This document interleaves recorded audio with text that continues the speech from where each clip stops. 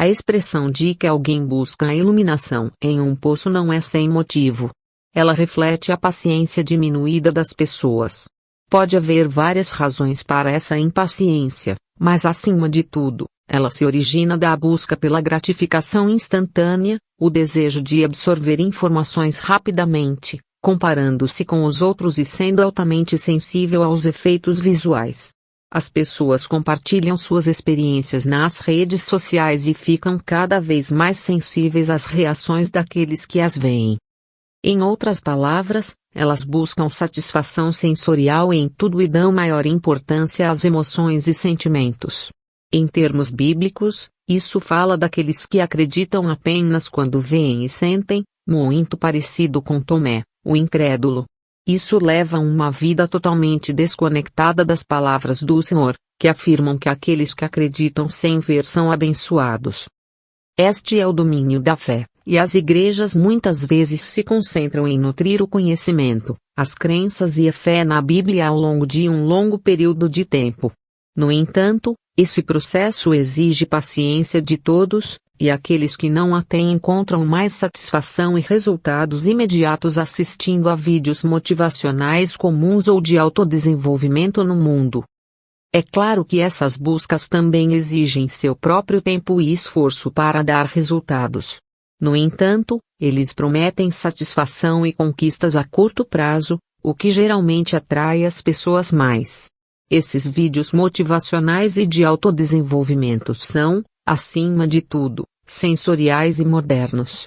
Através deles, as pessoas perdem cada vez mais a paciência na esperança de resolver rapidamente os inúmeros problemas e desafios do mundo que estão enfrentando.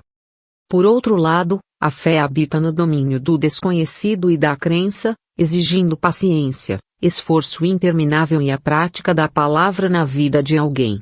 Portanto, ela leva os indivíduos modernos, que buscam recompensas materiais e sucesso pessoal, a esperar uma vida melhor por meio desses meios, em vez da palavra. Como resultado, as pessoas carecem de conhecimento e fé na palavra, e são compelidas a pesar questões mundanas e determinar o que lhes traz mais benefícios. O interesse em informações mundanas, desejos materialistas e pensamento científico frequentemente atrapalham a fé. Alguns crentes, devido a experiências negativas na igreja, reagem com rejeição em relação à fé, crença e à palavra. Como consequência, deixar a igreja se tornou cada vez mais comum. 2 motivos principais contribuem para essa tendência. Primeiro, vídeos motivacionais e de autodesenvolvimento oferecem resultados práticos e imediatos que as pessoas podem aplicar em suas vidas cotidianas. Segundo, eles percebem a maneira como a igreja prega o evangelho e sua mensagem como irrealista. Os sermões da igreja frequentemente se concentram em histórias bíblicas que parecem desconectadas da realidade. Como resultado, os sermões não oferecem conselhos práticos e exemplos relevantes relacionados à vida cotidiana das pessoas. Como resultado, embora as pessoas frequentem a igreja, muitas vezes falta conhecimento da palavra, levando a uma fé sem ação, e muitas deficiências são encontradas nos sermões da igreja.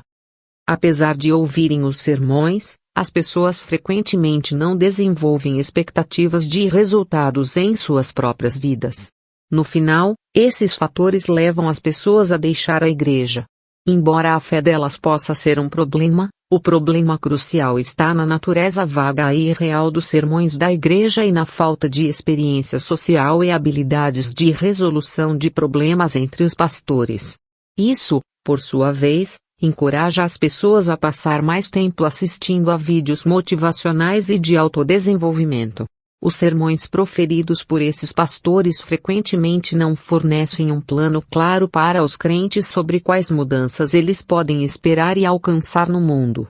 Apesar de as respostas para questões relacionadas a relacionamentos, sucesso, finanças, emoções e muito mais já estarem presentes na Bíblia, as pessoas frequentemente não desenvolvem expectativas realistas quando ouvem a palavra.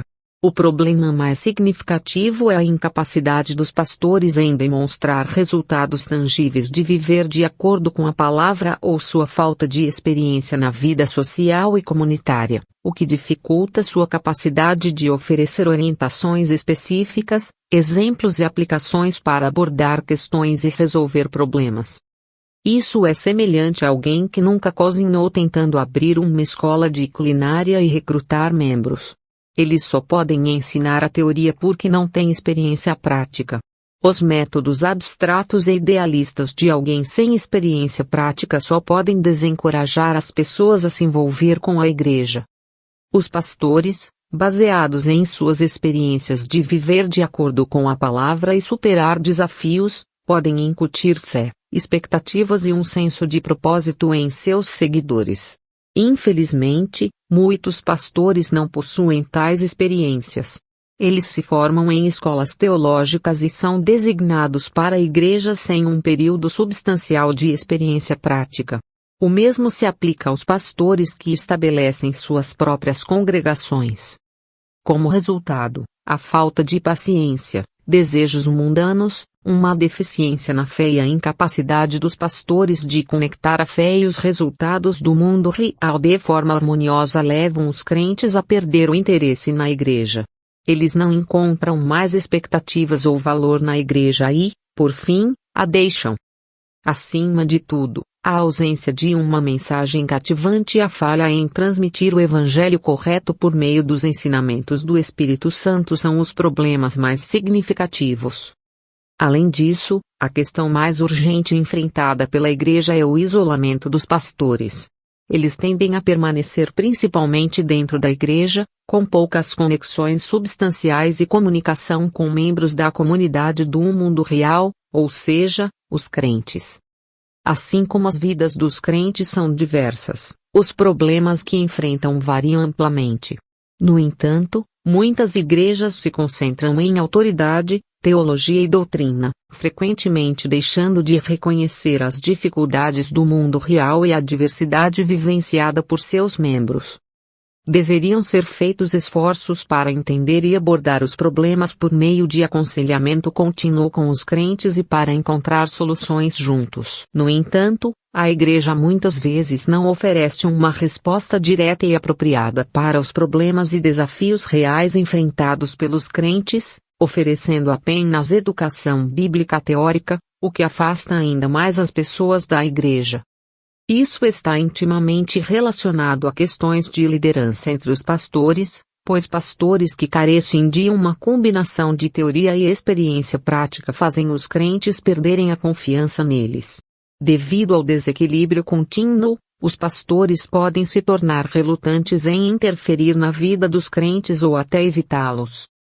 Por exemplo, ficar com raiva e se recusar a levar um paciente a um ancião da igreja é um comportamento completamente não bíblico. A Bíblia menciona a presença dos doentes e instrui a chamar os anciãos da igreja.